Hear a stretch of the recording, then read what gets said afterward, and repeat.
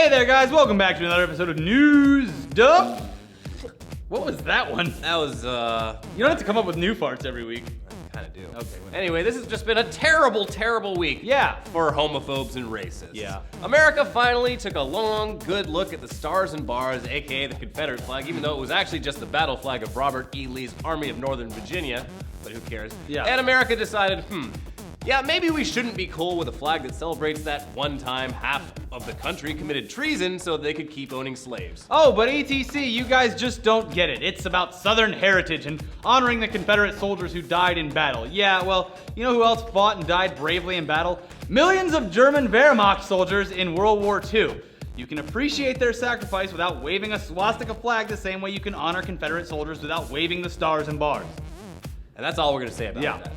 Because just yesterday, the U.S. Supreme Court finally ruled on whether or not same-sex marriage is constitutional, and in a close 5-4 decision, they voted yes, goddammit, who gives a shit? Why are we still talking about this? Yeah, Justice Anthony Kennedy said of the decision, "It would misunderstand these men and women to say they disrespect the idea of marriage. Their plea is that they do respect it so deeply that they seek to find its fulfillment for themselves. Their hope is not to be condemned to live in loneliness, excluded from one of civilization's oldest institutions. They ask for equal dignity in the eyes of the law. The Constitution grants them that right." Bravo! Finally! Jesus! Bravo. I mean, this was something that was going to inevitably happen anyway. I mean, there was already 36 out of the 50 states with legalized gay marriage in their state laws, Yeah. and I mean, recently Ireland made the news for legalizing same-sex marriage via a popular vote, despite being a pretty Catholic country that's Yeah. pretty conservative on a lot of stuff. But regardless, this is a big fucking deal. Yeah, and also not a big fucking deal at all, because again, who the hell cares? The fact that this is even something that needs to be debated is absurd in a lot of ways, because the only real argument against it has to be, and has always been, religious. And America isn't a theocracy. But whatever, we got some great Onion articles out of the whole Onion thing. was just on point. They must have had them all backed up, and they were just like, open the floodgates. Yeah, like with obituaries. Yeah. We got an There article you go. once this happens. But yeah, it doesn't matter if you're. I feel like if you're our age or you brought up in our generation, like gay marriage and gay rights, you don't even want to think about it in that way because doesn't it just affect me at all. It should just be there. You should be able to marry whoever you want. Yeah. You should be able to be gay if you want to be gay. It's not that big of a deal. Maybe to our grandparents, they're like, I don't know. Well, they're all gonna die soon. Yeah, true. Anyway, another huge piece of American political news came in the form of President Obama appearing on Mark Maron's WTF podcast, proving once and for all that all the condescending and dismissive shit that Howard Stern has been saying about podcasts not being real media is dead wrong. Yeah. Take that, Howard. WTF has always been one of the most listened to podcasts available because Mark Maron's casual and conversational interview style lets listeners gain a ton of insight into his guests, who are usually comedians and actors. Yeah, and surprisingly, President Obama did manage to be pretty candid and personal during the podcast, despite being the President of the United States and the most powerful man in the world, technically. Yeah. Whether you like him or not, and I understand that some of you might not, Yeah. Obama is a very unique and smart dude whose ability to calmly manage the stress of being president while also being a husband and father is pretty extraordinary. Yeah, the whole thing is worth a listen, not just for Obama's answers, but to also hear just how stressed out Mark Maron was about the whole thing. He records his podcast in his garage, and the fact that his neighborhood is now swarmed with Secret Service and police and snipers on his roof, it made him even more neurotic than he usually is. It's like, oh God, I don't know if I can. Yeah. Oh, jeez. Now, of course, traditional media isn't quite as nuanced as long-form podcasts are, and despite all of the insightful shit to come out of the conversation, the only thing anyone in traditional news media seemed to hear from the whole thing was that Obama said the N-word out loud. Oh no! I mean, never mind that he's black and he said it in the context of talking about racism and how that conversation needs to change. He said the N-word. Oh no! But why can't we say it, huh? Yeah. If we're getting rid of the Confederate flag, why aren't we getting rid of rap music that has the N-word in it? Yeah, These are actual topics of conversation from American news media this week. So America has a long way to go. Yeah, we've come a long way, and also just barely Steps. come We gotta anywhere keep at all. doing some baby steps. Look, like, it boggles my mind that conversation was happening. Like, why are they selling rap music in Walmart? Like, do you not understand how much of a racist bigot you sound like? But I guess they don't care. Anyway, this whole episode isn't just going to be about politics. Yeah. Thank God. It's also gonna be about ecstasy. Yeah, last weekend was the Electric Daisy Carnival, aka EDC, out in Las Vegas, and a bunch of EDM acts performed in front of like 100,000 people. who gives a shit about any of that? Because Above and Beyond instantly won EDC by having Bryan Cranston come on stage during their set. Yeah, Above and Beyond has a track called Walter White, and who better to introduce that song than the guy who masterfully played Walter White on TV for 5 years. Still, very bizarre. I mean, you'd think something like this would be completely off Bryan Cranston's radar, but apparently he's even cooler than we thought. Yeah. I've been going to Braves this whole time. Guys, I've been at every EDC. I just love the music. Yeah, so anyway, he came out, he took the microphone, told the audience, "Say my name!" And then when they did that, he said, "You're goddamn right!"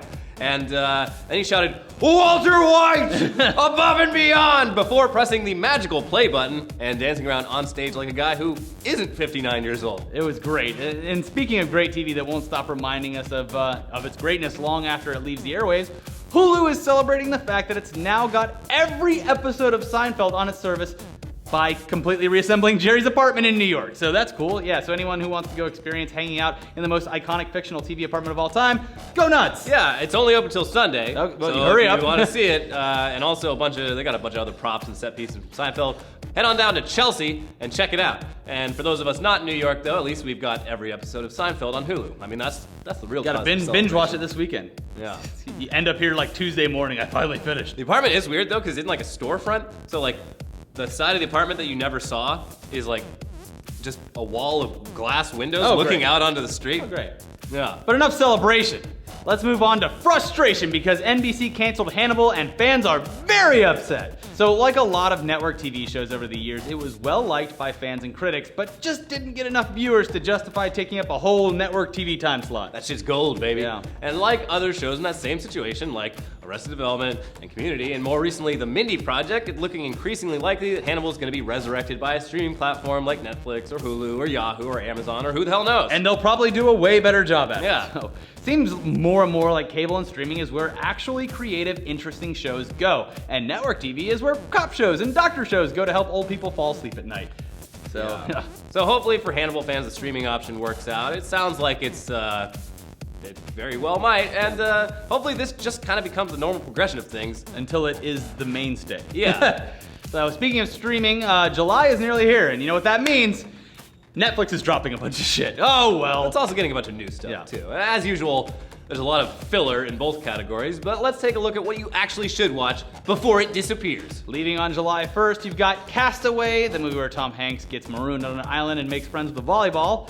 One of my favorite movies. Yeah. Then you got Fear and Loathing in Las Vegas, the surreal, drug-fueled Hunter S. Thompson adaptation by Terry Gilliam. That movie is fantastic. If for some great. reason you haven't seen it yet, watch it right now. It's real fun. Then there's Louis C.K.'s stand-up special, Hilarious, which I just watched on the plane to England. Yeah, that's great. It was actually hilarious. Super Troopers, Yeah. which if you haven't seen, watch it, because there's another one coming next year. Especially if you're in college and you have a bong sitting next to you. Yeah, It's that's great. the best way to watch it. Yeah.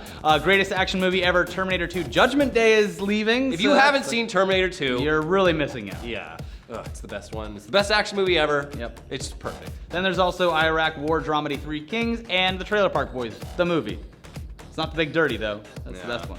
Anyway, coming to Netflix in July, you've got Grandma's Boy, which was the last good thing that Happy Madison has made. Yeah. That's coming on July 1st. And then a new season of BoJack Horseman on the All right. 17th. And then one of our favorites, The Guest. Starring friend of the show, Mike Michael Monroe. Monroe. Yeah, all right. Go watch The Guest. That's fucking amazing. And then obviously on July 31st, we're getting that Wet Hot American Summer series, Wet Hot American Summer First Day at Camp, which I am so excited It's gonna for. be so good. Anyway, finally, let's close out this dump with our top picks for videos on YouTube that you need to go watch now. Yeah. Starting with this time-lapse of Jon Stewart throughout his entire Daily Show run from 1999 to today, showing him aging 16 years in just 2 minutes. Scary. This must have been really tedious to put together. I mean, it looks like they got a frame from like every week he's done on the show, but I mean, props to whoever put it together. It's really cool. Next up, stop motion karate from YouTube special effects wizards Corridor Digital, which features two dudes having an epic martial arts fight sideways on the ground, shot from above in stop motion. So it's always fun seeing what they make, and this is no different. They make great shit all the do. time. Like a few weeks back, they did the GTA in real life. Yeah, video, yeah. which is like Amazing. so perfectly. A lot of people have tried doing that. We tried doing Yeah, that. Well, yeah. this was years ago. But they nailed it. They always do. These guys are great. And finally, guys, My Wife's Junk is back! Yeah! Yeah! Yeah, you probably have no idea what My Wife's Junk is, but you should, because it's one of our favorite YouTube shows. Yeah.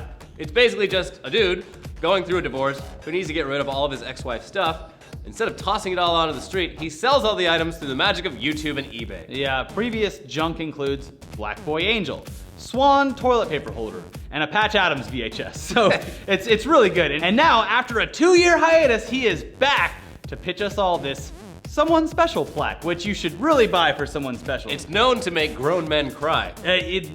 This is one of my favorite series. It is so deadpan and perfect. Yeah. Oh my god, I love it. Go watch all of them.